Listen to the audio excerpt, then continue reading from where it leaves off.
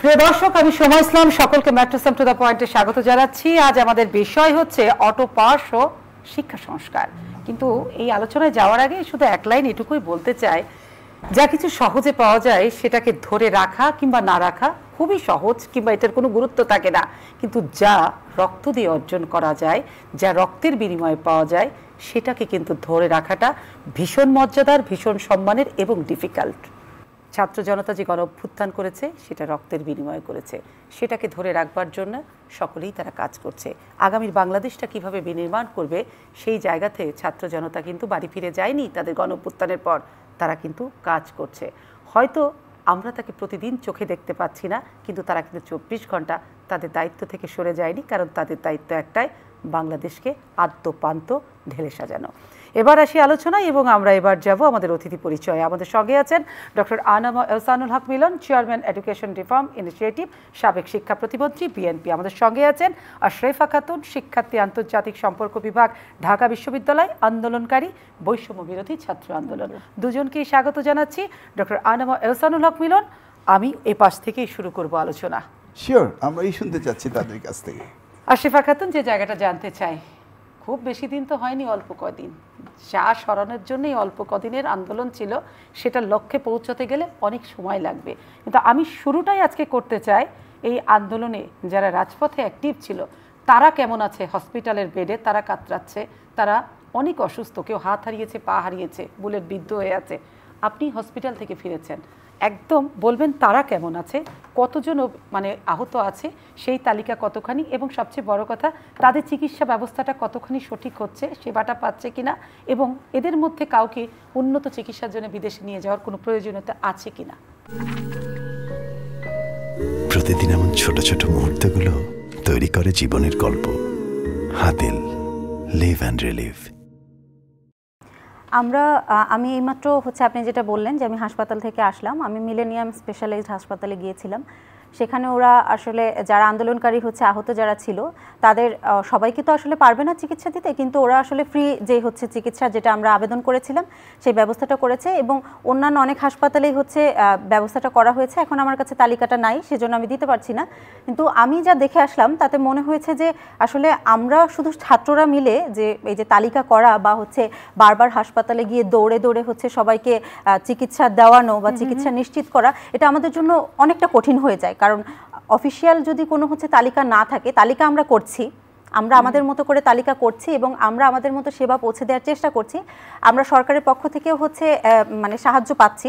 আমাদের বলা হয়েছে যে বিভিন্ন বেসরকারি এবং সরকারি হাসপাতালে চিকিৎসা সেবা ফ্রি করে দেওয়া হবে। তো সেই কাজটা এখনো চলছে, কারণ এত বেশি আহত, আর আহতদের ভিতরে মানুষের অনেকের মানে অবস্থা খুবই খারাপ। আমি একটু আগেই একজনের পেলাম যে যাকে এখন মানে নিউরোসায়েন্সে অথবা সিএমএইচে নিয়ে যেতে হবে, কারণ তার মাথার ভিতরে বুলেট ঢুকেছে, বুলেটটা এখনো বের করা যায়নি, আর যার কারণে ব্রেইনে ইনফেকশন হয়ে গিয়েছে, পুঁজ পড়ছে। তো আমরা আসলে আশঙ্কা করছি তাকে হয়তো বাঁচানো সম্ভব না, কারণ বিদেশে নিয়ে যাওয়ার যে সময়টা, মানে তাকে নাড়াচাড়া করানো যাচ্ছে না, এরকম অবস্থা। নড়াচড়া করলে তার মানে মাথার যে ইটো, এটা তো মাথার ক্ষত, তো নড়াচড়া করলে তার সমস্যা হবে। এই যে কালকেই আমার যে মেডিকেলে এসে কাজ করছে আমার জুনিয়র অদিতি, ও বলল যে আপু একজনের মুখে মানে গর্ত হয়ে গিয়েছে এখানে, নাকের এখানে, তো ও কাঁদতে পারছে না, কাঁদলে মানে পার্টিকেলস উঠে আসছে কান্নার সাথে এরকম, আর এখানে গামছা দিয়ে রাখা হয়েছে যাতে মাছি ঢুকতে না পারে। মানে বাজে এত খারাপ অবস্থা, মানে এগুলো দেখলে মানে এরকম হয় যে কান্না থামানো যায় না। আমি নিজে কখনো এরকম আহত বা রক্ত আমি দেখতে পারি না, কিন্তু আসলে এখন নিজেকে ওভাবে ধরে রাখা যায় না, কারণ আমি এখনো সুস্থ আছি। আমি দেখতে পাই না বলে আমি যাব না বা কাজ করব না, এরকম না। আমাদের যারা কাজ করছে তাদেরকে যে কতটা মানে দুঃস্বপ্নের ভিতর দিয়ে যেতে হচ্ছে, এটা আসলে বর্ণনা করা খুবই কঠিন। যাদের অবস্থা বললেন, এরকম যারা গুরুতর আছে, চিকিৎসকরা কি বলছে কিংবা আপনারা কি খোঁজ নিচ্ছেন যে ওনাদেরকে উন্নত চিকিৎসার জন্য বিদেশে পাঠালে ওনারা বাঁচবেন? আমরা চেষ্টা করছি। একজনের কথা বলা হয়েছে, তাকে বিদেশে পাঠানোর চেষ্টা করা হচ্ছে। আসলে আহত এত বেশি, আমরা নিজেদের ভিতরে কমিউনিকেট করে যে একজন আর একজনকে ফোন দিয়ে যে বলবো যে ওকে এখানে নিয়ে যাওয়া হচ্ছে বা তাকে এখানে ট্রান্সফার করা হচ্ছে, এই সুযোগটা আসলে পাচ্ছি না। যে যেভাবে পারছি সেই জায়গা থেকে আপনাদেরকে একটা টিম করেছেন তো? আমরা টিম করেছি, এবং সেই টিমে হচ্ছে যত সদস্য সংখ্যা আমরা তার চেয়ে জোগাড় বেশি করতে আহত, বসেছি, তার চেয়েও তো বেশি আহত। তার থেকে কমপক্ষে হচ্ছে 100 গুণ আহত। আমরা যদি টিম হচ্ছে 10 জনের করে থাকি, আসলে বড় টিম করলে তাদেরকে হচ্ছে মানে তাদের সাথে কমিউনিকেট করাও অনেক বড় একটা চ্যালেঞ্জ হয়ে যায়। তো আমরা আমাদের হলে আমাদের হলে হচ্ছে আমার যে অদিতি আমার হচ্ছে জুনিয়র কাজ করছে, ও হলেও একটা টিম বানিয়েছে। হলের টিমের হচ্ছে যে সদস্য সংখ্যা 50-এর বেশি। তারপরেও মানে আপনি বুঝতে পারবেন না যে ঘন্টায় কতটা ফোন আসে, কতগুলো ফোন আসে। এবং ঢাকায় যে নিয়ে আসবে, এমনও হয়েছে যে চিকিৎসার জন্য ঢাকায় আনবে লালমনিরহাট থেকে বা কুড়িগ্রাম থেকে, সেই টাকাটা পর্যন্ত তাদের কাছে নাই।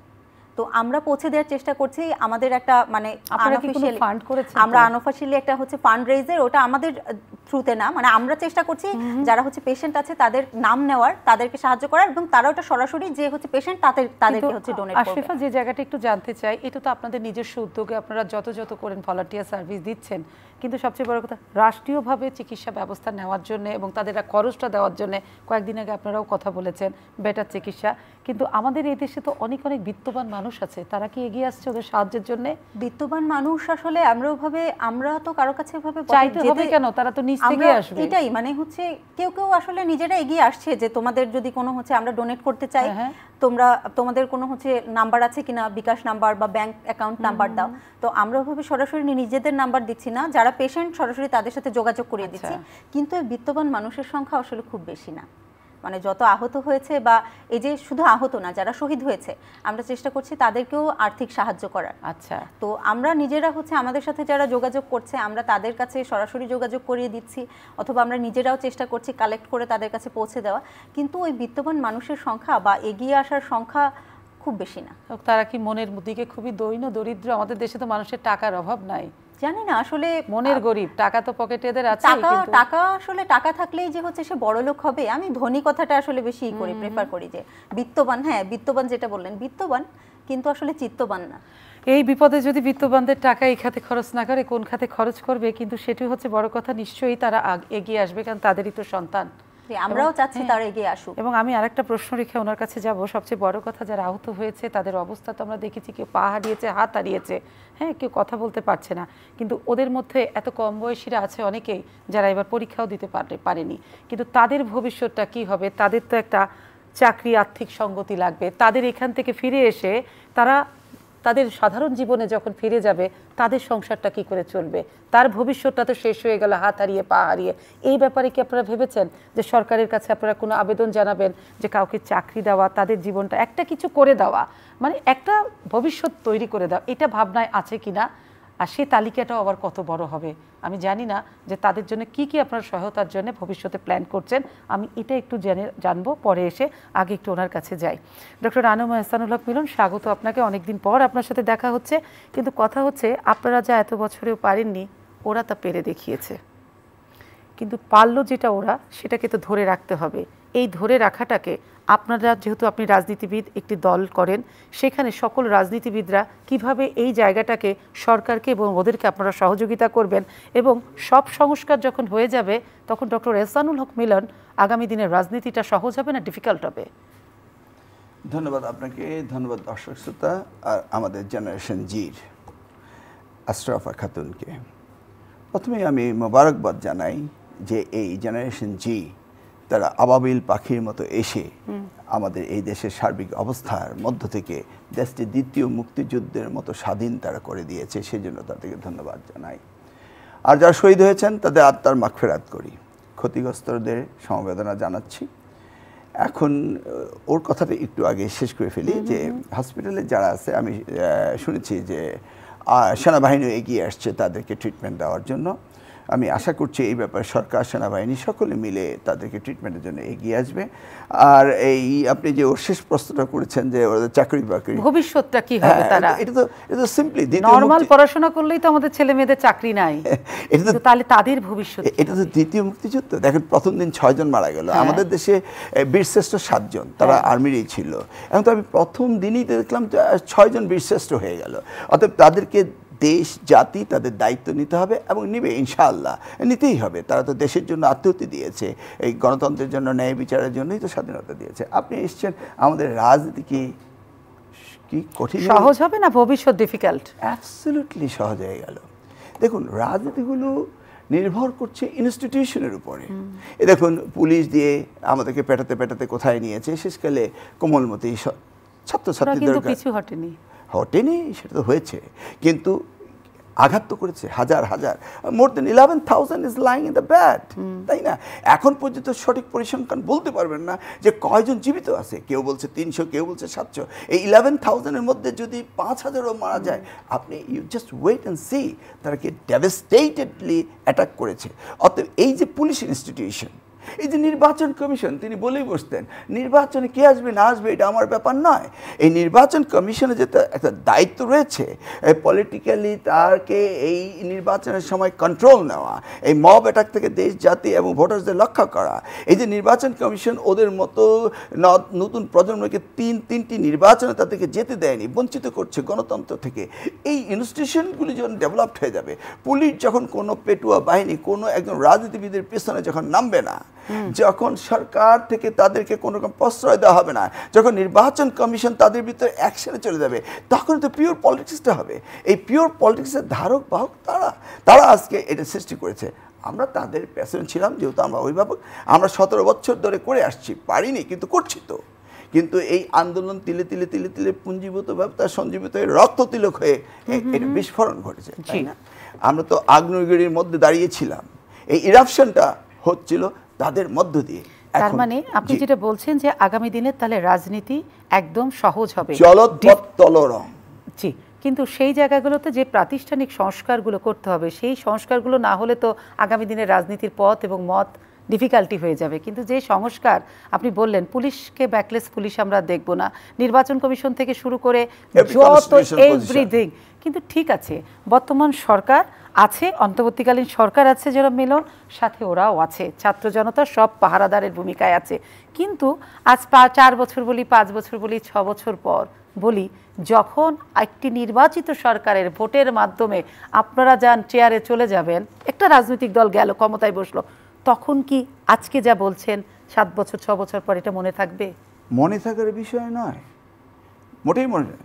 ধরুন ডক্টর ইউনূস সাহেব গিয়েছিলেন ঢাকেশ্বর মন্দিরে, তিনি কিন্তু অ্যাড্রেস করেননি হিন্দু মাইনরিটি মেজরিটি, সবাইকে মানুষ বলেছেন, উনি মানুষ বলেছেন। ইউ সি, ন্যায় বিচার হলেই সব হয়ে গেল। আপনি যখন ইনস্টিটিউশন ডেভেলপমেন্ট করবেন, তাই সেই ইনস্টিটিউশন বাইরে গিয়ে আমার একার পক্ষে কিছু করা সম্ভব নয়। যেই জায়গাটিতে আমাদের হাত দিতে হতো সেই জায়গায় বর্তমান গভর্নমেন্ট হাত দিয়েছে। এই প্রশ্নটা এই জন্যই করেছি যে প্রাতিষ্ঠানিক রিপেয়ারিংটা হয়ে গেলে যে কোনো অন্যায় করা কঠিন হয়ে যাবে, ডিফিকাল্ট। কিন্তু সেখানে বলছে ইনস্টিটিউশনগুলোকে শক্তিশালী হতে হবে, দলীয়করণের বাইরে যেতে হবে। আজকে ঢাকা বিশ্ববিদ্যালয়ের ভিসি হিসাবে ডক্টর ওবায়দের নাম এসেছে, এই বিষয়ে ওনার নিজের ছেলেই কিন্তু আপত্তি তুলেছেন, সেই জায়গাতে কি বলবেন? শুনুন, ডক্টর ওবায়দ সে সাদা দলের একজন নেতা। হ্যাঁ, তিনি এই ছাত্রের বৈষম্যের জন্য তিনি ভিসির মিটিং থেকে, তিনি সিন্ডিকেটের মিটিং থেকে বেরিয়ে আসছেন। গণরমের বিরুদ্ধে প্রথম আন্দোলন তিনি করেছেন। তিনি যখন দেখেছেন যে তিনি এই বৈষম্যকে পছন্দ করেন না, ছাত্রদের অত্যাচার নিপীড়ন পছন্দ করেন না, তখন তিনি প্রতিরোধ করেছেন। এখন প্রত্যেকটি জায়গায় একটি প্ল্যাটফর্মের দরকার। কেউ তো জানতো না এই নতুন প্রজন্ম জেনারেশন জি হঠাৎ করে চলে আসবে। এই যে প্ল্যাটফর্ম নেই, আগে যে প্ল্যাটফর্ম ছিলেন, বিরোধিতা করেছিলেন, সেইটি ছিল বিএনপির প্ল্যাটফর্ম। এখন যদি আপনি পারসেপশন ক্রিয়েট করেন যে ওবায়দ সাহেব প্রফেসর না, তিনি একজন রাজনীতিবিদ, এই পারসেপশনটা তো ঠিক হচ্ছে না। তার ক্যাটাগরিক্যালি বলতে হয় সে তো ছাত্রদের জন্য কাজ করেছে। এমনকি যখন বৈষম্য বিরোধী আন্দোলন করেছে, আমি তো রাজপথে ছাত্রদের সাথে কাঁধ মিলিয়ে তাকে আমি স্লোগান দিতে দেখেছি, গুলির সামনে যেতে দেখেছি। এখন ওনার ছেলে এই বয়সে তার মেধা প্রজ্ঞায় সে মনে করে যে না, তিনি দলের ঊর্ধ্বে নয়, কিন্তু তার activity for the much people, general student. তো এই পারসেপশন নিয়ে আপনি আসলে তো হবে না। আপনি দেখুন, there is 2 term, একটা হলো লং টার্ম কেয়ারটেকার, একটা হলো short term caretaker. Short term caretaker আপনি যাকে ইচ্ছে তাকে দিয়ে চালাতে পারেন, এটা 3 মাসের জন্য। কিন্তু যখনই একটা কেয়ারটেকার লং টার্ম হয়ে যাবে, তখন আপনাকে এই রাজনীতি আছে কি আছে না আপনাকে দেখতে হবে ওবায়দ কে এবং হোয়াট ই ডিড। তো সেইটার উপরে বেস করবে। আমি বলছি না তার ছেলে কোনো বাজে কথা, তার ছেলে বলতে চাচ্ছে যে হি belongs to A politics, but ইউনিভার্সিটির শিক্ষক হিসাবে ছাত্রদের পক্ষে সে যুদ্ধ করেছে। অথবা ইউনিভার্সিটি যেহেতু ডিভাইডেড ইন 2 পার্টস, আপনি সেখান থেকে নিউট্রাল এনে তো করতে পারছেন না। নিউট্রাল যারা রয়েছে তারা তো ঘরেই রয়েছে, তাদের তো প্রতিবাদ করার সেই সাহস মানসিকতা সেই জায়গাটা তো নিশ্চয়ই আপনি বোঝাতে চাচ্ছেন পারসেপশন এবং পাবলিক পালস যেদিকে ছিল সেদিকেই ওবায়দ সাহেব ছিলেন। এই জায়গাটা তো যে সেইখানে তিনি কোন দল করলেন কোন মত করলেন সবটার ঊর্ধ্বে উঠে তিনি মানুষের সঙ্গে ছিলেন, সেই জায়গাটা তো আমি এই জায়গার উত্তর পেয়েছি। এই জন্য জানতে চাইলাম, আমি আসবো আপনার কাছে শিক্ষার সংস্কার কতটা জরুরি যেটা নিয়ে আপনি কাজ করছেন এবং আপনি মনে করছেন যে শিক্ষার যে ডুবে গেছে সেটাকে ফিরিয়ে আনতে অনেকটা সময়ও চলে গেছে, কোন জায়গা ফেরাতে হবে। এবং আমরা দেখেছি করোনাকালে একটা অটোপাস, আবারও গতকালকে দেখেছি একটা অটোপাস। এই বাচ্চাদের ভবিষ্যৎগুলো তাহলে কি হবে, এই জায়গাটাতে কি হওয়া উচিত এবং আমাদের ওভারঅল শিক্ষার ভবিষ্যৎ ডুবে যাওয়ার তরিকেতে তুলতে হবে, সেখানে আপনাদের পরামর্শটা কি এবং কি কাজ করছেন, এই দুটো প্রশ্ন রাখছি। আশরাফা, যে জায়গাটি বলেছিলাম যে আমরা তো সবসময় ভবিষ্যতের কথাই চিন্তা করি, ওদের ভবিষ্যৎটা কি হবে? আসলে যারা একটু কম আহত, যাদের আসলে সুস্থ হয়ে যাওয়ার চান্স আছে, তাদের তো হচ্ছে আমরা চিকিৎসা চালিয়ে যাচ্ছি।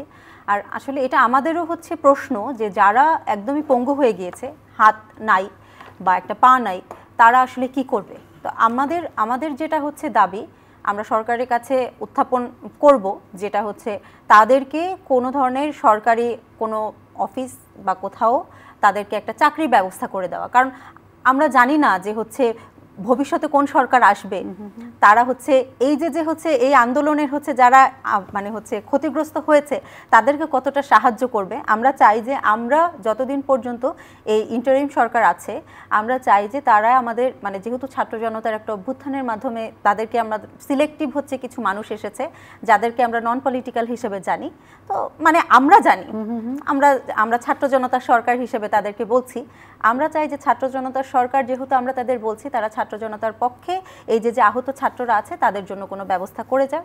আমাদের দাবি এটাই থাকবে, আর তারপরে হচ্ছে বাকিটা তাদের সদিচ্ছার উপর নির্ভর করে। এই চাওয়াটা কিন্তু মানে কোনো করুণা কিংবা দয়া না, এটা আমাদের সম্মান এবং এটা আমাদের অধিকার, এবার অধিকার, এটা আমাদের দাবি।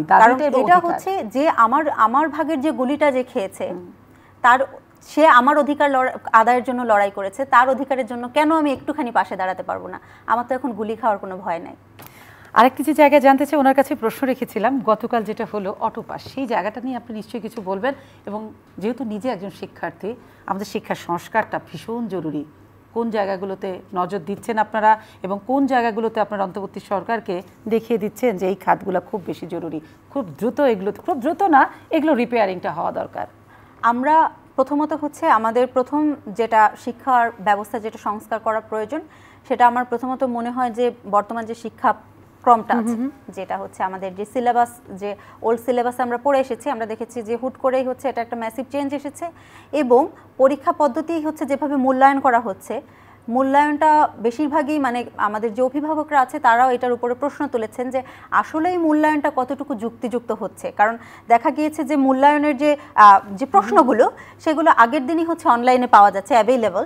তো আমি ওই প্রশ্নগুলো দেখে আমি উত্তর লিখিয়ে সেই প্রশ্নটা আমি যখন উত্তরপত্রটা আমার শিক্ষকের কাছে জমা দিচ্ছি, দেখা যাচ্ছে যে A to Z সবার একই রকম। এবার ক্লাস 8 এরও প্রশ্নপত্র ফাঁস হয়েছে। এটা ফাঁস হওয়া না, এটা আগের দিনই বলে দেওয়া হয়, কারণ এটা সবই হচ্ছে এটা ওপেন সিলেবাস। আমি না এগুলো খবর অত বেশি যায় না, তা আমার ছেলে ক্লাস 8-এ পড়ে, তো ছোটটা, সে প্রতিদিন আমাকে বলতো, আম্মু জানো আমাদের তো প্রশ্ন ফাঁস হয়ে গেছে। আমি বললাম তুমি না পাওনি? কই ছি আমি কেন দেখে লিখব?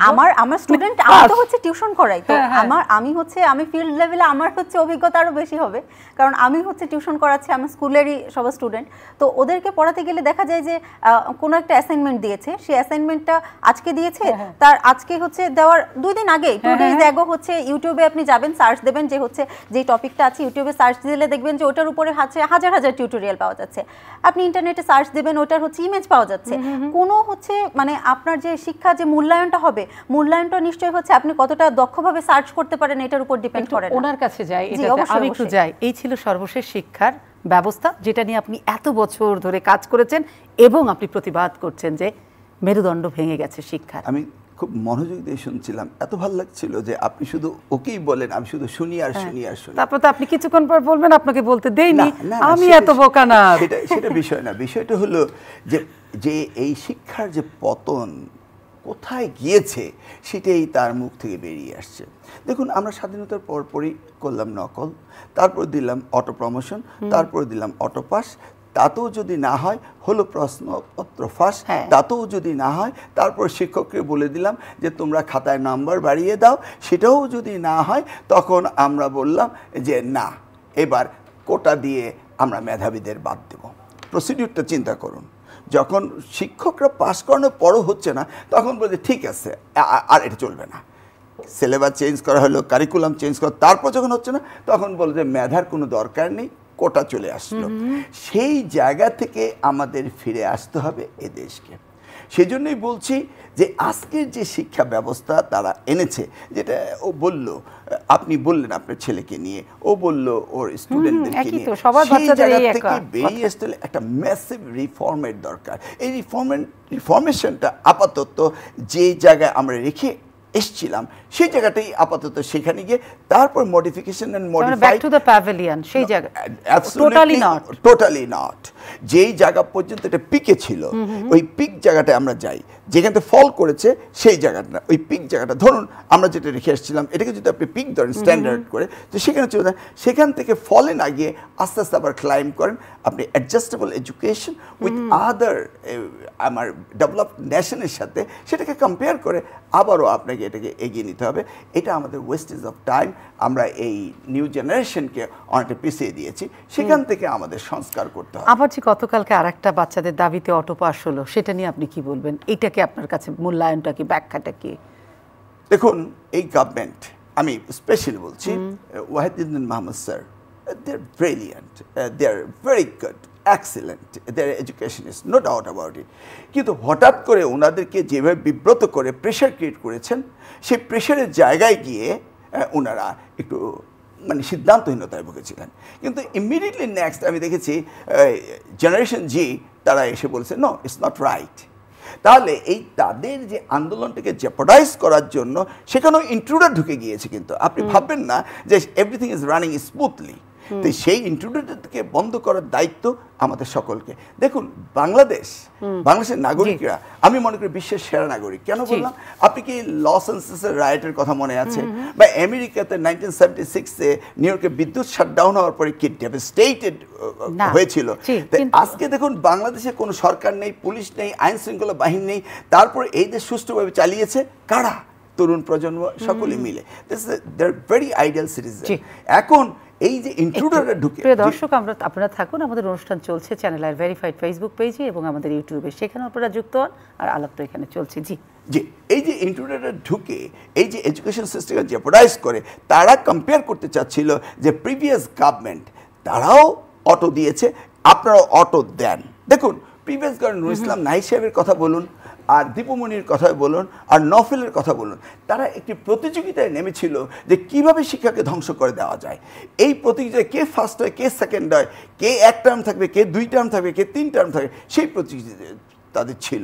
সেখান থেকে আমরা বেরিয়ে আসছি।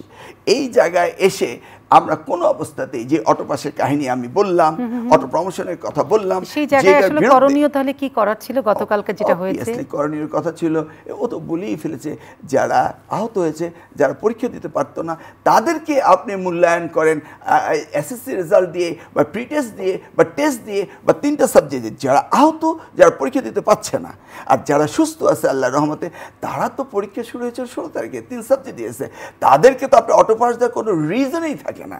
তাহলে এই যে ওদের আন্দোলন, মেধা না কোটা, কোটা না মেধা, সেই আন্দোলনটাকে তো আপনি জেপোডাইজ করছেন। সেই জন্যই আমি মনে করি যে না, এটা তো আগের গভর্নমেন্ট না বলে বসবে ঠিক আছে তোমরা কোর্টে যাও, মামলা করো, চিফ জাস্টিস বলবে, আন্দোলন করে কি মামলার রায় চেঞ্জ করা যায়? এটা কোর্টও যেতে হবে না, ইটস এক্সিকিউটিভ ডিসিশন। প্রেশারাইজ করে ওনাদেরকে বিব্রত করে এই কাজটা করেছে। আপনি তো দেখতে পাচ্ছেন, আজকে ফেসবুক খুলে দেখবেন স্টুডেন্টরা কি কমেন্ট করছে, নটরডেম কি কমেন্ট করছে, হলি ক্রস কি কমেন্ট করছে। They are all in favour of merit. তাহলে এটা থেকে আপনার আর কোনো পরামর্শ আছে? যা ঘটে গেছে গতকাল, সেটা নিয়ে আপনার কোনো পরামর্শ আছে? কিন্তু ঘটনা তো ঘটেই গেছে, কিন্তু ওদের ফিউচারে কি হতে পারে? না, ঘটনা তো ঘটবে। আমি বললাম তো, এই আন্দোলনকে ম্লান করে দেওয়ার জন্য অনেক প্রজেক্ট তারা নিয়েছে। আপনি কি দেখেন নেই, 10 তারিখের একটা প্রজেক্ট ছিল, 15 তারিখের একটা প্রজেক্ট ছিল, সামনে আরেকটা প্রজেক্ট আছে। আপনি ভাববেন না যে সব কিছু সুদি স্মুথ হয়ে গিয়েছে। এমনও তো হতে পারে আশরাফ আজকে আমার মাঝে এসছে, যদি এই তাদের আশা ভরসা আন্দোলন আজকে যদি ডিফিটেড হয়, তাহলে she will be hanged tomorrow. So do I. অতএব আমাদের সকলকে এই দ্বিতীয় মুক্তিযুদ্ধ তারা কেন হ্যাং হবে? ওদেরকে প্রোটেক্ট করতে হবে সবাইকে, সবাইকে নিতে হবে। সেটাই বলছে, যদি শক্তিপক্ষ তারা আবার জয়ী হয়ে যায় তাহলে things what would be happen. আমি যখন এই বিষয়ে টক শো করতাম তখন আমাকে সকলে বলতো যে আপনি এত বড় কথা বলছেন, দেশে তো যেতে পারবেন না। যাই হোক, ওরা মরতে পারে, আমরাও মরবো। ওরা মরতে আমাদের শিখিয়েছে। আপনি কি ভিডিও ক্লিপ দেখেননি? পুলিশ অফিসার স্বরাষ্ট্রমন্ত্রীকে বলছে যে একটি গুলিতে একজন মরে, একটি গুলিতে একজন আহত হয়, 500 জন দাঁড়িয়ে থাকে, তারা পালিয়ে যায় না। এই তো ওরা আমাদের শিখিয়েছে। We learn from them. They are our teacher. No longer we are teacher. তাহলে এখন আমরা টিচারের কথাই শুনি, শুনতেই হবে, ওদের কথাই শুনবো। যে জায়গাটা দেখি প্রতিদিন তো দাবি দাওয়া নিয়ে আমরা দেখছি আশরাফা, যে সারা শহরের মানুষ দাঁড়িয়ে যাচ্ছে, সারা শহরের মানুষ তাদের বিভিন্ন অত বছরের দাবি দাওয়া, অত্যাচার, ভোগান্তি নিয়ে দাঁড়াচ্ছে ব্যানার নিয়ে। কিন্তু সবাই যদি একসাথে সারা শহরটাকে দাবির শহর বানিয়ে ফেলে, তাহলে সরকারকে জন্যে তার যে প্রায়োরিটি দেওয়া কাজগুলো আছে সেটা থেকে সে বিব্রত এবং তার কাছ থেকে ফোকাসটা কি দূরে সরে যাচ্ছে। এই দিকটাতে আপনাদের কিছু বলবার আছে? আসলে একটা কথা আছে যে স্বাধীনতা অর্জনের থেকে রক্ষা করা কঠিন। এখন ব্যাপারটা এরকম হয়ে গিয়েছে আমাদের জন্য যে আসলে রক্ষা করা খুবই কঠিন হয়ে যাচ্ছে। 15 বছর ধরে যে নির্যাতন মানুষের উপরে হয়েছে, এটা মনে হচ্ছে যে একের পর এক আপনি দেখবেন যে মিছিল আসছে, আপনি কারো দাবি যে অযৌক্তিক এটা আপনি বলতে পারবেন না। কিন্তু যৌক্তিক দাবি নিয়ে আসলে দেশটা এখনই একটা অস্থিতিশীল পর্যায়ে আছে। সরকার মাত্র গঠিত হলো, একটা বাসা চেঞ্জ করলেও তো আসলে ওই বাসা, নতুন একটা বাসা গুছাতে সময় লাগে। একটা ঘর, একটা সংসার হচ্ছে, আমি এক বাসা থেকে অন্য বাসায় ট্রান্সফার হলে আমার ওই বাসা গোছাতেও 1 মাস সময় লেগে যায়। লবণের কৌটা কোথায়, হলুদের কৌটা কোথায় খুঁজে পাওয়া যায় না। তো সেখানে যখন হচ্ছে সরকার খুঁজে বের করার চেষ্টা করছে যে কোথায় কোথায় দুর্নীতি আছে, কোথায় কোথায় বৈষম্য হয়েছে, কোথায় কোথায় সংস্কার প্রয়োজন, যখন তারা নিজেরাই খুঁজে বের করার চেষ্টা করছে, তখন আমাদের উচিত ছিল যে তাদেরকে সাহায্য করা। এখন আসলে এই সরকার তো এরকম না যে বিরাট বিরাট প্রোটোকল নিয়ে ঘুরছে, আমি তাদেরকে রিচ করতে পারছি না, এরকম না। আপনার যদি কোনো যৌক্তিক দাবি থাকে, আপনি ফর্মাল প্রসিডিওরে তাদের কাছে আগান। তারপরে যদি তারা ওই সরকারের মতো 15 বছরের যে রেজিম ছিল তাদের মতো যদি আপনাকে মূলা ঝুলাই দেওয়ার চেষ্টা করে, তখন আমরা আছি। কারণ এই দেশটা আমরা এসেছি, আমরা সবাই ছাত্র জনতার যে অভ্যুত্থান হয়েছে, সে অভ্যুত্থান হয়েছে সব ধরনের অন্যায়ের বিপক্ষে, সব ধরনের যৌক্তিক দাবির পক্ষে। তো যখন আমরা দেখব যে আমাদের সাথে কোনো অন্যায় হয়েছে এবং সেটা সুষ্ঠু সমাধান হচ্ছে না একটা সময় পার করে যাওয়ার পরেও, তখন আমরা এটা নিয়ে রাস্তায় নেমে আসা, আমরা নিজেরাও নামবো পারলে আপনাদের সাথে। কিন্তু এখন যখন হচ্ছে আমরা চেষ্টা করছি চারিদিক দিয়ে সরকারকে সাহায্য করার, একটা গুছিয়ে একটা হচ্ছে ভালো একটা সংসার পাতার চেষ্টা করছে। আসলে যতদিন থাকবে সরকার একটা ভালো হচ্ছে একটা সংসারের মতো গুছিয়ে নিক, এরপর লবণের কৌটা, হলুদের কৌটা, কোনটার মুখ কোথায় চেঞ্জ হয়ে গেছে এটা খুঁজে বের করা খুবই সহজ হবে। কিন্তু আমরা যদি এখন হচ্ছে তাদেরকে আরও এলোমেলো করে দিই, আমরা হচ্ছে তাদেরকে বারবার হচ্ছে প্রত্যেক দিন রাস্তায় নেমে আসলে একটা মব আমি ক্রিয়েট করছি, এখন মবটাকে আসলে কন্ট্রোল করা খুবই কঠিন হয়ে যায়। কারণ দেখবেন যে হচ্ছে পুলিশ প্রশাসন এখনো পর্যন্ত কিছুটা নিষ্ক্রিয় ভূমিকা পালন করছে, কারণ এখনো তাদের ভিতরে তারা নিজেরাও কিছু রিফরমেশনের দাবি তুলেছে, যেটা এখনো পর্যন্ত ওভাবে হচ্ছে তাদেরকে ওভাবে সার্ভ করা হয়নি।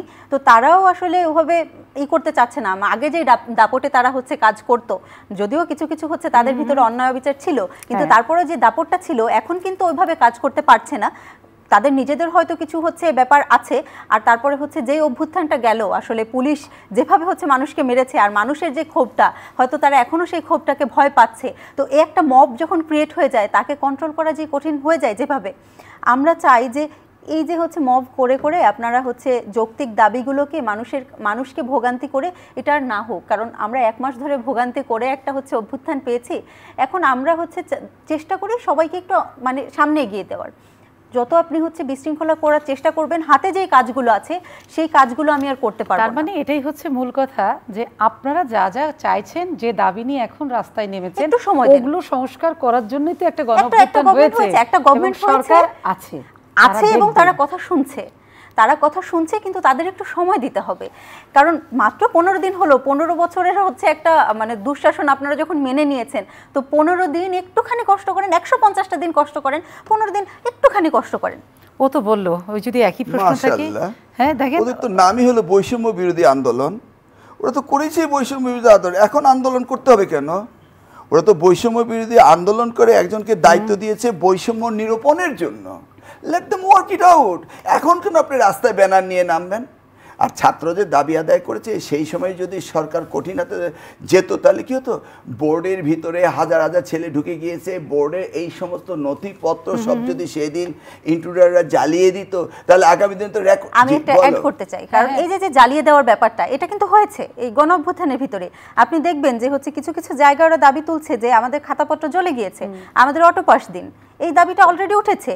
তো আসলে ওখানে কি হয়েছে জানি না, আমি যতদূর শুনেছি যে ওখানে প্রশ্নপত্র চলেছে, প্রশ্নপত্র আবার হচ্ছে তৈরি করা যাবে, কিন্তু বছরের পর বছর যে নথিগুলো তৈরি হয়েছে সেই নথিগুলোকে আপনি যদি জ্বালিয়ে দেন, একটা মব ক্রিয়েট করে, আপনি বলছেন এটা ছাত্রদের দাবি, এটা বলে যখন আপনি হচ্ছে একটা বিশৃঙ্খলা তৈরি করবেন, আসলে সেটা কতটুকু হচ্ছে ভালো হবে আপনাদের নিজেদের জন্য, এটা তো প্রশ্ন থেকে যায়। কিন্তু আশরিফা, এই বিশৃঙ্খলাগুলো কারা করছে সেটা কি আপনারা কখনো আমি হচ্ছে মানে গতদিন যেটা হলো যে শিক্ষা হচ্ছে সচিবালয়ের ভিতরে ঢুকে প্রায় জিম্মি করে হচ্ছে একটা সিদ্ধান্ত নেওয়া হয়েছে। আর সিদ্ধান্তটা এরকম হয়নি যে অটো পাস দেওয়া হবে, বলা হয়েছে এইচএসসি পরীক্ষা স্থগিত করা হলো, এরপরে হয়তো আরো হচ্ছে আসবে কিছু সিদ্ধান্ত আসবে, যেটা উনি বললেন যে যারা হচ্ছে আহত আছে তাদের ব্যাপারে হয়তো কিছুটা একটু হচ্ছে নমনীয় একটা সিদ্ধান্ত আসবে। আর বাকি যে আপনারা তো পরীক্ষা দিয়েছেন, আপনারা আরেকটা পরীক্ষা দেন। আমার সময় যেটা হয়েছে, আমি জেএসসি পরীক্ষা একদিনে 2টা দিয়েছি, আমি পিএসসি পরীক্ষা একদিনে 2টা দিয়েছি, এরকম কিন্তু হয়েছে, হরতালের সময় ছিল। তো আসলে আপনারা পড়াশোনা করেছেন এতদিন, এখন আমরা যে মেধার জন্য যে হচ্ছে আন্দোলন করলাম, এই মেধাকে কলুষিত করার তো কোনো দরকার নেই। আপনার মেধাকে যাতে কেউ প্রশ্নবিদ্ধ না করতে পারে এই জন্য আমরা আন্দোলনটা করেছি। আপনি নিজে কেন প্রশ্নবিদ্ধ করছেন? একটা বড় জায়গা, তাদেরকে আপনারা চেনেন, ওরা কারা? আপনাদের আন্দোলনেরই তো আমরা যখন হচ্ছে ওখানে যারা ছিল প্রত্যক্ষদর্শী তারা বলেছে যে ঢাকার যেহেতু এটা ঢাকায় হচ্ছে ঘেরাও হয়েছে, ঢাকার যে স্কুল কলেজগুলোকে আমরা চিনি, তাদের যে শিক্ষার্থীরা ছিল তাদের সাথে কথা বলে ওই ধরনের কোনো আইডেন্টিটি পাওয়া যায়নি, এবং তারা হচ্ছে আসলে কথা বলতেই রাজি না, তারা তাদের পরিচয় দিতে রাজি না। তো আমি জানি না যে এই বিশৃঙ্খলাটা কারা তৈরি করার চেষ্টা করছে।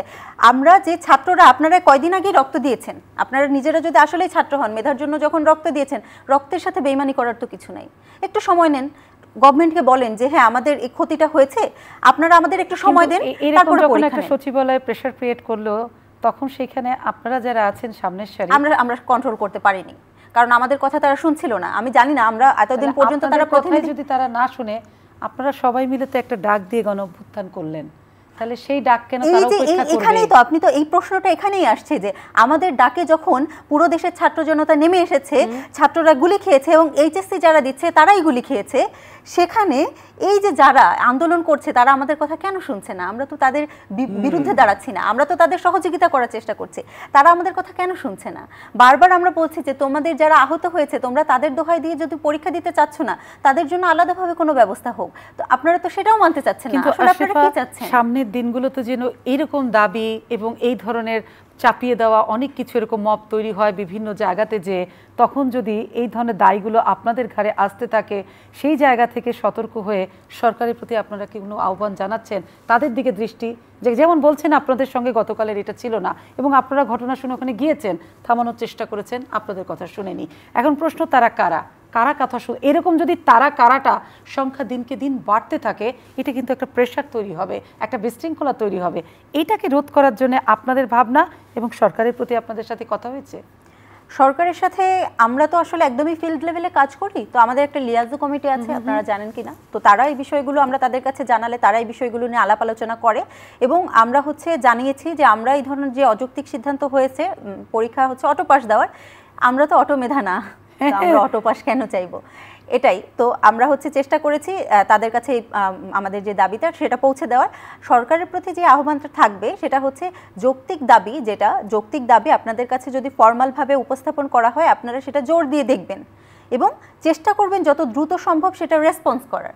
আপনারা যখন রেসপন্স করবেন যে একটা যৌক্তিক দাবি আমার কাছে এসেছে, আমি রেসপন্স করছি, তখন আমার মনে হয় না মব হচ্ছে ওভাবে নামতে চাইলেও অন্যরা দাঁড়াতে দেবে তাদের, কারণ তখন একটা যৌক্তিক গ্রাউন্ড থাকবে যে সরকার তো বলছে আমি এটা দেখব বা আমি এটা মনিটর করছি বা আমি এটা নিয়ে কোনো সিদ্ধান্ত জানাবো, তখন হচ্ছে আমাদের একটা গ্রাউন্ড থাকবে যে না আপনাদের রাস্তায় নামার দরকার নেই, আপনাদের দাবি আপনারা যদি কোনো হচ্ছে সহিংসতা না করেই যখন দাবি আদায় করতে পারবেন তখন মানুষের ভোগান্তি কেন করবেন?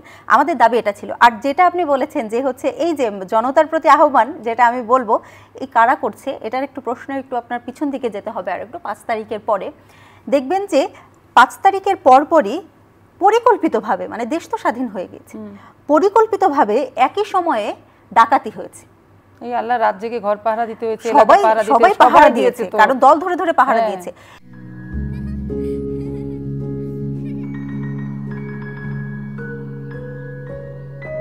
প্রতিদিন এমন ছোট ছোট মুহূর্তগুলো তৈরি করে জীবনের গল্প। Hatil, live and relive. এই যে পরিকল্পিতভাবে এই ডাকাতিটা কারা করলো, এটা প্যানিক তৈরি হয়ে গেছে, এটা নামালো কারা, এদের পিছনে মাস্টারমাইন্ড কারা? তারপরে দেখেন 15 আগস্টে হচ্ছে একটা বিশৃঙ্খলা তৈরি করার চেষ্টা করা হয়েছে বিভিন্ন জায়গায়। প্রতি বিপ্লব নামে একটা কথা, আমি যদিও প্রতি বিপ্লব বলতে খুবই লজ্জা লাগে, কারণ বিপ্লবে আসলে হচ্ছে জনতার অংশগ্রহণ প্রয়োজন। আমি বলবো একটা ষড়যন্ত্র করার চেষ্টা করা হয়েছে। তো এইটা কারা করছে আসলে? দেখবেন যে ডাকাতির পরপরই কি হলো, সংখ্যালঘুদের বাড়িতে গিয়ে হামলা হচ্ছে। যখন ধরা হলো তখন দেখা গেল যে ওই সংখ্যালঘু কথাটার সাথে আসলে আমি একমত না, কারণ দেশের জনগণকে যখন একজন নাগরিক, বেশ সাংবিধানিকভাবে স্বীকৃত একজন নাগরিককে যখন সংখ্যালঘু বলা হয়, তখন মনে হয় না ইনজাস্টিস হচ্ছে কিছু একটা, ও আমার না, ও কেন যেন আমি সংখ্যাগুরু, মানে আমার মনে হচ্ছে যে কিছু একটা আইডেন্টিটি, কোনো একটা ব্যারিয়ার আমাদের মাঝখানে চলে আসছে। আমি বলবো যে দেশের কিছু নাগরিকের উপর, যাদের একটু ধর্মীয় হচ্ছে ভাবে যারা একটু সংখ্যায় কম, তাদের উপর দেখা গিয়েছে যে হামলা হচ্ছে তাদের বাড়িতে, মন্দিরে, বাড়িঘর জ্বালিয়ে দেওয়ার কিছু কিছু ঘটনা আমরা দেখেছি। আবার এমনও দেখেছি যে হচ্ছে, এরকম না, বেশিরভাগই দেখেছি সেখানে পাহারা দিচ্ছে টুপি পরা, পাঞ্জাবি পরা লোকজন, এবং সেখানে তারা নামাজও পড়ছে। এই যে হচ্ছে যেখানে হামলা হয়েছে সেখানে ধরার চেষ্টা করা হয়েছে, কিছু কিছু জায়গায় হচ্ছে ধরতেও পেরেছে যারা মিসক্রিয়েন্ট ছিল। তারা পরিচয় পাওয়া গিয়েছে যে তারাও সনাতন ধর্মাবলম্বী ছিল। এই যে এদের মাস্টার মাইন্ড, আমি প্র্যাকটিসিং মুসলমান, আমি এটা বলবো না যে আমি হচ্ছে 5 ওয়াক্ত নামাজ পড়ি, এভাবে হয়তো করতে পারছি না, আল্লাহ মাফ করুক, কিন্তু আমি কখনো চাইবো না যে হচ্ছে মসজিদ জায়গাটা, ওখানে আমি আমার ধর্মীয় উপাসনালয়ে গিয়ে কোনো ধরনের সহিংসতা করব, আমি চাইবো না। কারণ আমার ওখানে কোনো স্বার্থ নাই, আমার মনে পাপের ভয় আছে। যাদের স্বার্থ আছে, কোনো বিরাট একটা স্বার্থ আছে আমার পিছনে, আমার ধর্মের পিছনে আমাকে লেলিয়ে দিচ্ছে। এই যে হচ্ছে স্বার্থটা, এটা কাদের? এটা পুরোপুরি একটা রাজনৈতিক স্বার্থ। আমরা কিভাবে হচ্ছে নিশ্চিত হচ্ছি যে এই যে মেধার জন্য যে হচ্ছে আমরা আন্দোলন করলাম, সেই আন্দোলনে মেধাকে প্রশ্নবিদ্ধ করার জন্য অটোপাসের যে হচ্ছে এই যে এটা উঠলো, এর মাস্টার মাইন্ড অন্য কেউ না।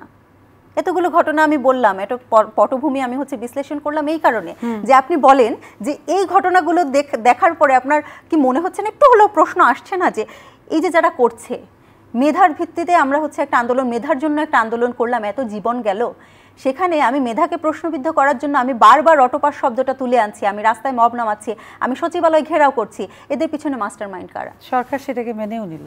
সরকার, আপনি যখন হচ্ছে একটা মব, যখন একটা 15 বছরের সরকারকে নামিয়ে দিয়েছে, আপনি সচিবালয় ঘেরাও করেছেন, আপনি জানেন না সচিবালয়ে আগুন লাগিয়ে দেবে কিনা, তখন সরকারের সিদ্ধান্ত তখন নিতে হয়েছে। আমরা কথা বলতে চেষ্টা করেছি, আমরা কন্ট্রোল করতে পারিনি, তখন তাদের হচ্ছে সিদ্ধান্ত নিতে হয়েছে এবং ইমিডিয়েটলি নিতে হয়েছে। তারা ওই সিদ্ধান্ত না শুনে ওখান থেকে নড়েনি, যে পরীক্ষার বিষয়ে আমরা সিদ্ধান্ত না হলে আমরা নড়বো না, তখন বলা হয়েছে স্থগিত, এখনো পর্যন্ত অটোপাস আসেনি। জি আশরাফা, এই জায়গাগুলো এতক্ষণ শুনলাম কেন, যে ওনার কাছে জিজ্ঞেস করব যে এই যে এত কিছু, এই যে কথায় বাধ্য করা কিংবা ও যে গতকালকের কথাটা বললো, ওদের নিজের মনেও প্রশ্ন, ওরা কারা? বারবারও আমরাও জিজ্ঞেস করছি ওরা কারা, আপনিও বলছেন তারা কারা? অনুপ্রবেশকারী। এই জায়গাটা এখনো এই আতঙ্ক যাচ্ছে না, ওরা কারা আসলে? এরা কারা? এরাই হলো ইন্ট্রুডার, অনুপ্রবেশকারী। এদেরকে তো ঠেকাতে হবে, আন্দোলনকে এদেরকে আমরাই ঠেকাবো, ঠিকছে তো? হ্যাঁ, ও বললো না 10 তারিখে সে জুডিশিয়াল যে বিষয়টি, তারাই তো ঠেকিয়েছে, 15 তারিখ ঠেকিয়েছে, সামনের দিকে ঠেকাবে, আর সম্ভব নয়। এই যে সংখ্যালঘু বললো, এটা ডিসক্রিমিনেটেড ওয়ার্ড, এটা তো পৃথিবীর কোথাও শুনি না, ইউরোপ আমেরিকা কোথাও তো আমরা শুনি। আচ্ছা, আমেরিকাতে আমরা মাইনরিটি, কেউ কি বলছে মাইনরিটি? আমেরিকা কি আমরা রাস্তাঘাটে হাটে বাটে কি আমরা সমান অধিকার পাচ্ছি না? কেউ কি আমাদের colour of the skin, race, religion নিয়ে কথা বলছে? এগুলি কোত্থেকে আসছে? আপনারা তো এই সমতা আনতে পারেননি ভোটের রাজনীতিতে। আমরা কি করেছি সেটা বলে লাভ নেই, এগুলি আসছে আমাদের পার্শ্ববর্তী দেশ থেকে। দায় নিতে হবে তো, সবাইকে তো দায় নিতে হবে। ত্রিপুরা থেকে যে 41 বছর পরে হাইড্রোলিক ড্যাম খুলে দিয়ে এই যে নদী ভাসিয়ে দিয়ে বাংলাদেশের মানুষকে ডুবিয়ে দিচ্ছে, ভারত কি বলছে? তারা সংখ্যালঘুর পক্ষে কথা বলছে, কিন্তু এদেশের জনগণকে যে মারছে সেই কথা তারা বলছে না। এগুলি সব প্রি প্ল্যান্ড হচ্ছে, আরো দেখবেন, কারণ এই আন্দোলনকে ব্যাহত করার জন্য আর দেখতে চাই না, ষড়যন্ত্র আর দেখতে চাই না। আমরা এই যে পার্শ্ববর্তী দেশের যে এটা, ওদের মিডিয়া মানে এমনভাবে প্রচার করছে, আপনি দেখবেন যে বাংলাদেশে ক্ষোভ থেকে আওয়ামী লীগের নেতা ছিলেন মাশরাফি বিন মুর্তজা, তার বাড়িতে আগুন লাগিয়ে দেওয়া হয়েছে এবং ইন্ডিয়ান মিডিয়ায় সেটা লিটন দাসের বাড়ি হিসেবে। ওরা কেন ভুলভাল নিউজ করে, ভুলভাল এবং আমাদের দেশের যে একদম শীর্ষ মানুষদের নামগুলো ওরা ভুল বলে। কেন বলে এটা আমার শুরু থেকে নাম কেন ভুল বলে? আপনি এরকম ভাববেন না যে হচ্ছে সোশ্যাল মিডিয়ার যুগ এখন। এই যে কালকে হচ্ছে আমি একটা ভিডিও দেখলাম যেখানে হচ্ছে আমাদের কলা ভবনের হচ্ছে ডিন যে আব্দুল বাসির স্যার, তাকে হচ্ছে শিক্ষার্থীরা মানে রমজান মাসে তিনি হচ্ছে কোরআন পাঠে বাধা দেওয়ার কারণে ওনার হচ্ছে পদত্যাগ চেয়েছেন এবং তার সামনে হচ্ছে দাঁড়িয়ে একটা প্রতিবাদ স্বরূপ একটা কোরআন পাঠ করা হয়েছে এবং সেই ভিডিওটা নিয়ে পোস্ট করা হয়েছে এই ক্যাপশন দিয়ে যে দেখুন বাংলাদেশে একজন হিন্দু প্রফেসরের সামনে হিন্দু প্রফেসরকে অপদস্থ করার জন্য তার সামনে কোরআন পাঠ করছে মুসলমানরা, এবং তার নাম আব্দুল বাসির, যে ডিন তার নাম আব্দুল বাসির, সে একজন হচ্ছে মুসলমান, তার নামে বলা হচ্ছে যে উনি একজন হিন্দু প্রফেসর। আপনার কি মনে হয় যে এগুলো আমরা বুঝতে পারছি, তারা বুঝতে পারছে না? বা মাশরাফি বিন মুর্তজার যে বাড়ি, ইন্টেনশন যদি খারাপ থাকে যত ভালোটাই বুঝান না কেন ও নিজেরটাই বুঝবে, কারণ কাঠের চশমা পরে আছে তারা ইচ্ছাকৃতভাবে ওটা করছে। এইটাকে কোনোভাবে ইগনোর করে দেওয়ার হচ্ছেই নাই যে তাদের মিডিয়া ভুল, মানে এটা কোনো একটা ভুল তথ্য পেয়েছে বা কিছু। ইন্টারনেটের যুগ, আপনি এখন এখানে হচ্ছে আমেরিকার কিন্তু করছে না, কিছু মিডিয়া করছে। কিছু মিডিয়ার উদ্দেশ্যটা কোথায়? সেই একটাই উদ্দেশ্য থাকে, এটাই তো বারবার হচ্ছে, এটাই হচ্ছে যে হচ্ছে এই যে ত্রিপুরার কথা কিছু কথা তো আমি না, সবগুলো কিন্তু ঢালাও করছে না। 15 বছর পরে আন্দোলন, 15 বছর ধরে সকল মিডিয়াই বিরুদ্ধে বলেছে। না না, ওদের যে যখন ক্র্যাকডাউন হচ্ছে তখনও মিডিয়ারা ওদের বিরুদ্ধে দাঁড়িয়েছে, আমরা দেখেছি তো ভয়ঙ্কর ভাবে কিছু মিডিয়া। আমি ভয়ঙ্কর বলছি যে হাতে গোনা 7-8টা মিডিয়া, 7-8টা মিডিয়া ভয়ঙ্কর ভাবে মিথ্যাচার করে গেছে। তারপরে কিন্তু কিছু মিডিয়া তাদের ভুল বদল করেছে, কিছু বলে লাভ করেছে, ওরা জানে সেটা। দেখেন যে হচ্ছে এই যে ত্রিপুরার কথাটা, এই যে বন্যাটা হচ্ছে এখন, এই যে ফেনীতে নোয়াখালীতে এসে এইটা এই যে হচ্ছে বাদ দিয়ে এই যে বাংলাদেশকে পুরো একটা হচ্ছে বর্ষাকাল আসলেই একদম ডুবিয়ে দেওয়ার যে প্ল্যানটা, এটা তো মনে হয় না যে তারা আনইনটেনশনালি করে যে আমরা এখানে ডুবে যাচ্ছি। কারণ ড্যামে যে পানি এটা করছে, এবার পানি যে হচ্ছে এই যে জমে যাচ্ছে, পানি তো একদিনে জমে না, একটা ড্যামে পানি জমতে তো সময় লাগে। আপনারা কোনো ওয়ার্নিং ছাড়া মধ্যরাতে পানি ছেড়ে দিচ্ছেন যাতে একদম ডুবে যায়।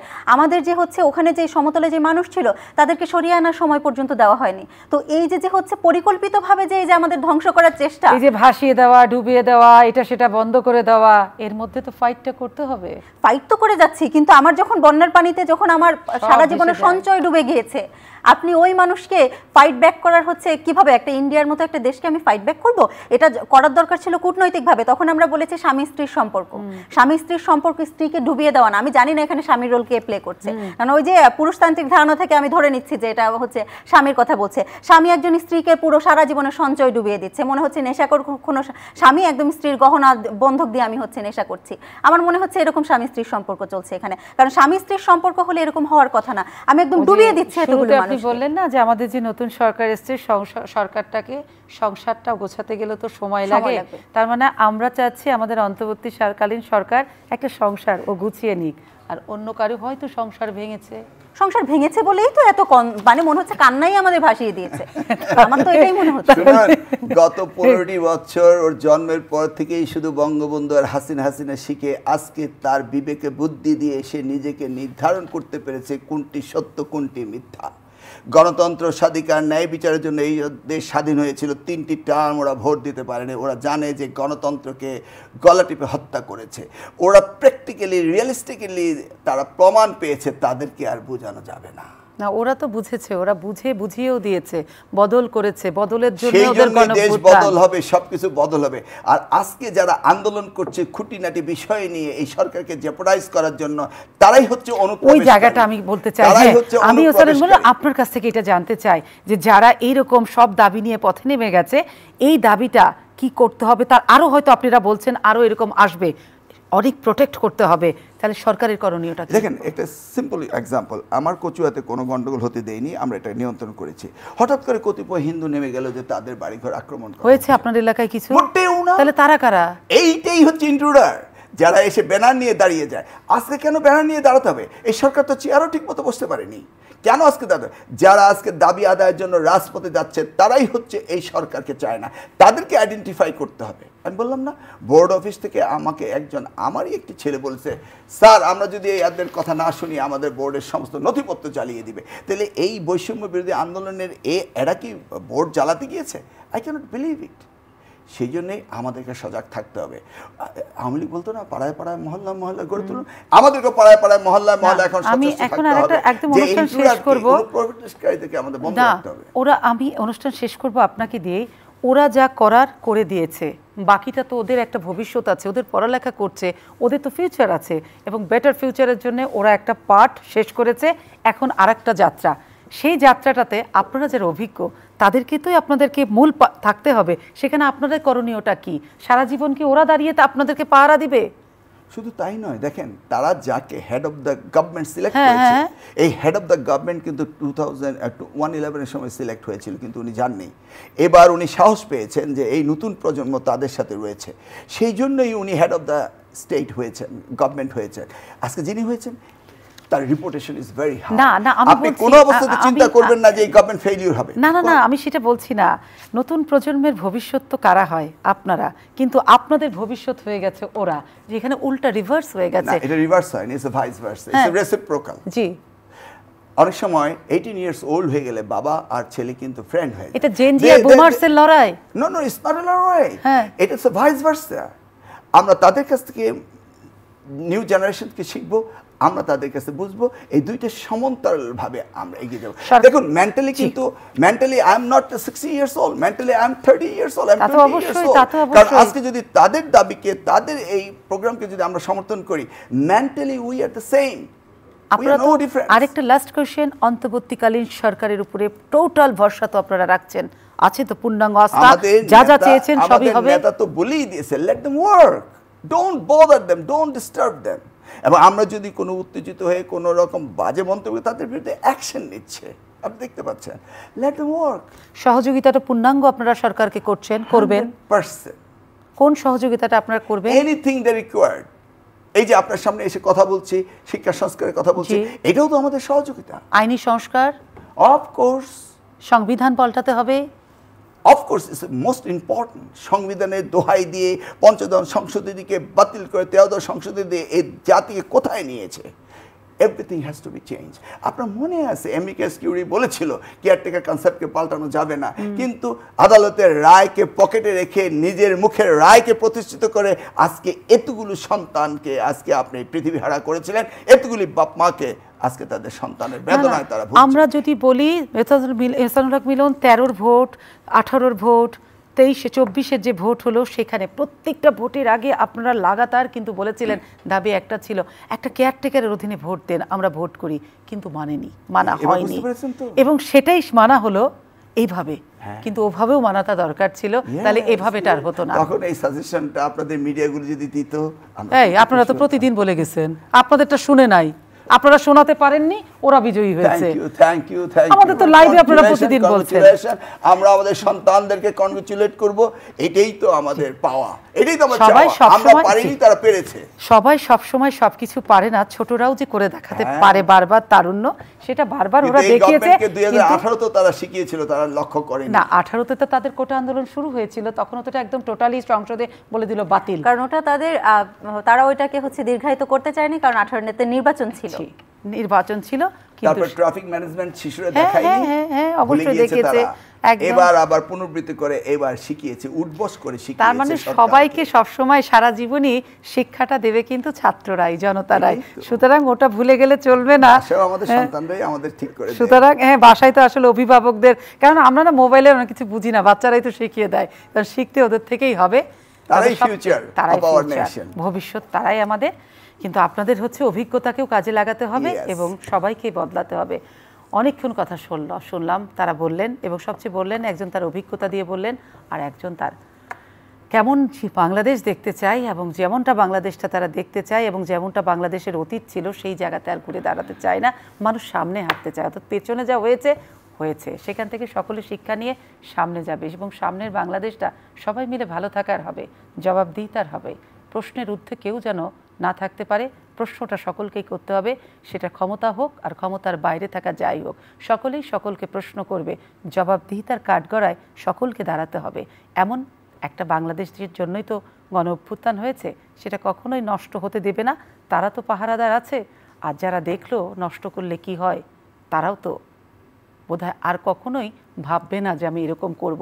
তারপরে আজকে একটা অনুষ্ঠানে বারবার যে প্রশ্নটা এসেছে সেটা হচ্ছে ওরা কারা। ওরা কারা, তাদেরকে অবশ্যই চিহ্নিত করতে হবে। ওই ওরা কারা মানেই একটা ষড়যন্ত্র, সেখানে আর যাওয়া যাবে না। এটাই দুজন বারবার বোঝালেন এবং নিশ্চয়ই যারা এতক্ষণ ছিলেন তারাও সেটাই বুঝেছেন। আমি সোমা ইসলাম আজকের মতো বিদায় নিচ্ছি। খুব ভালো থাকবেন। আবারও কৃতজ্ঞতা আপনাদেরকে। শুভরাত্রি।